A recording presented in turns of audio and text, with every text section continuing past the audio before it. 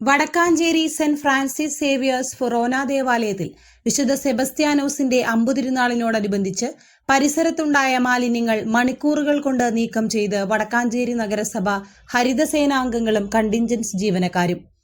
തിങ്കളാഴ്ച രാവിലെ 8 മണിക്കാണ് വടക്കാഞ്ചേരി നഗരസഭ ജെഎച്ച്ഐമാരായ സിദ്ദിഖ്, അരുൺ, സുജിത് എന്നിവരുടെ നേതൃത്വത്തിൽ 20ഓളം ഹരിതകർമ്മ സേനാംഗങ്ങളും കണ്ടിൻജൻസ് ജീവനക്കാരും 3 മണിക്കൂറോളം പ്രയത്നിച്ച് പള്ളി പരിസര ശുചീകരണം നടത്തിയത്. ചാക്കുകളിലാക്കി കുമ്പളങ്ങാട് മാലിന്യ കേന്ദ്രത്തിലെത്തിക്കുന്ന മാലിന്യം പ്ലാസ്റ്റിക് വേർതിരിച്ച് ശാസ്ത്രീയമായി സംസ്കരിക്കും. ഇത്തവണ മുതൽ മാലിന്യം പൊതു ഇടങ്ങളിൽ വലിച്ചെറിയുന്നത് അവസാനിപ്പിക്കുന്നതിനായി ചെറിയ യൂസർ ഫീസ് ഏർപ്പെടുത്തി മാലിന്യം നിക്ഷേപിക്കാൻ വഴിയോര കച്ചവടക്കാർക്ക് ചാക്കുകൾ നൽകുന്നുണ്ട്.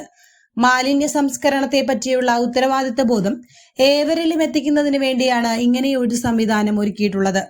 നഗരസഭാ പരിധിയിലെ എല്ലാ ഉത്സവ പെരുന്നാൾ സ്ഥലങ്ങളിലും ഇത്തരത്തിൽ നഗരസഭയുടെ നേതൃത്വത്തിൽ ശുചീകരണം നടത്തുമെന്ന് നഗരസഭാ ചെയർമാൻ PN സുരേന്ദ്രൻ പറഞ്ഞു.